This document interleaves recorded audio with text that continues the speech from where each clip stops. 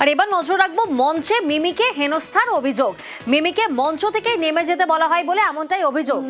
বনগাঁয় একটি অনুষ্ঠান এবং সেই অনুষ্ঠানে যান মিমি এবং সেখানেই হেনস্থার অভিযোগ করছেন অভিনেত্রী। ওই যে ওইদিকে সবাই যেমন দেখছিল, আপনারা মিমি চক্রবর্তীকে দেখলে অবশ্যই এখন রাত্রি 12টা বেজে গেছে, এখন মিমি চক্রবর্তী প্রোগ্রাম এখানেই শেষ। ওকে, সবাই খুশি তো? হ্যাঁ, প্রোগ্রাম হবে, আর্টিস্ট আছে। ওকে, একই না নয় বললে। থ্যাংক ইউ সো মাচ মিমি।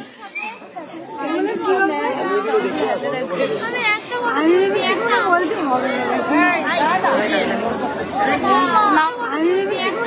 হবে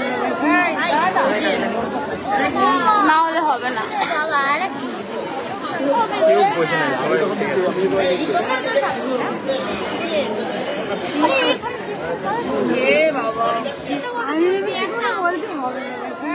যে ভাইরাল ভিডিও এই মুহূর্তে আপনারা দেখছেন বনগাঁর একটি অনুষ্ঠানে, এবং এই অনুষ্ঠানে অভিনেত্রী মিমি তিনি হেনস্থার অভিযোগ করছেন।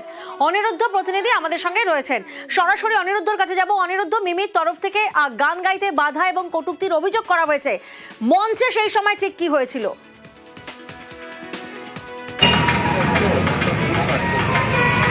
দেখো প্রিয়াঙ্কা, উত্তর 24 পরগনার বনগাঁ পৌরসভার নয়া গোপালগঞ্জ এলাকার যুবক সংঘের একটি সাংস্কৃতিক অনুষ্ঠানে গতকাল মিমি চক্রবর্তী উপস্থিত ছিলেন। উদ্যোক্তাদের অভিযোগ যে মিমি চক্রবর্তী 10:30টার সময় এই মঞ্চে ওঠার কথা ছিল, কিন্তু তিনি প্রায় 1 ঘন্টা 15 মিনিট দেরিতে আসেন, অর্থাৎ 11:15 নাগাদ তিনি এই এলাকায় পৌঁছান এবং মঞ্চে ওঠেন। যেহেতু এই অনুষ্ঠানের অনুমতি, প্রশাসনিক অনুমতি ছিল 12টা পর্যন্ত, সেই কারণে 12:10 নাগাদ মঞ্চে উঠে যার বিরুদ্ধে অভিযোগ, অর্থাৎ শ্রী তনয় শাস্ত্রী, তিনি নিজে মাইক নিয়ে ঘোষণা করেছেন যে অনুষ্ঠান এখানেই সমাপ্তি করা হলো এবং মিমি চক্রবর্তীকে মঞ্চ থেকে নেমে যেতে বলা হয়েছে। মিমি চক্রবর্তী পরবর্তীতে বনগাঁ থানায় অভিযোগ জানিয়েছেন যে একজন পেশাদার শিল্পীর কাছে এটা অপমানজনক এবং তাকে হেনস্থা করা হয়েছে, সেই অভিযোগ জানানো হয়েছে। যদিও এই অভিযোগ অস্বীকার করেছে উদ্যোক্তাদের পক্ষে শ্রীতনয় জানিয়েছেন যে ওনাকে, অর্থাৎ মিমি চক্রবর্তী একজন শিল্পী, তাকে আমরা সাম্মানিক দিয়ে এখানে নিয়ে এসেছিলাম। ক্লাবের পক্ষ থেকে সম্মান জানাতে বাধা দিয়েছে তার নিরাপত্তা কর্মী, এবং ক্লাবের সঙ্গে যে সমস্ত অন্যান্য মহিলারা ছিল তারাও কিন্তু ঠিক একই অভিযোগ করেছে মিমি চক্রবর্তীর বিরুদ্ধে। বেশ, ক্যারিয়ারে এটা প্রথমবার হলো। এই উদ্ধত্ত আমি কোনোদিন কোনো অর্গানাইজারের থ্রু থেকে দেখিনি। একজন মেয়ে যখন স্টেজ করতে যায়, আর সেই ক্ষেত্রে যে কোনো আর্টিস্ট, আজকাল লোকে ভাবা শুরু করেছে যে ওনারা তাদের প্রপার্টি হয়ে যায়। এখানে তো চুপ করে থাকার প্রশ্নই নেই। এই লোকগুলো এটাকে নর্মালাইজ করে এটা ভাববে যে বাকি মেয়েদের সাথে ওরা এটাই করতে পারে। সো আমার সাথে উনি যেটা করেছেন, আমি স্টেজে পারফর্ম করছিলাম, উনি হঠাৎ আমার পারফরমেন্সের মাঝে এসে আমায় বলেন আপনি চলে যান।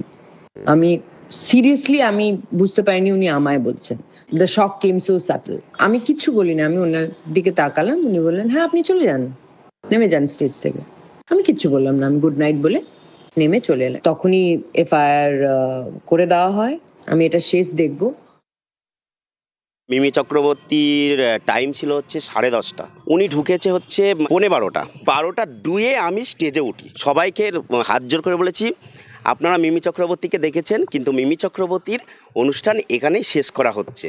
আপনারা যারা বডিগার্ড আছেন আপনি ওনাকে নামিয়ে নিয়ে যান, কারণ 12টার পরে আমাকে তখন যদি থানার থেকে এসে যদি কোনো কমপ্লেন করে আমরা তো সেটা সহ্য করব না। পোস্টে লিখেছে যে এইটা যদি আজকে পোস্ট না করি আগামীকাল আমার সাথে এই হতে পারে। ওনাকে কিছু বলিনি, আমি ওনার বাউন্সারদের বলেছি, ওনার সাথে আমি কথা পর্যন্ত বলিনি।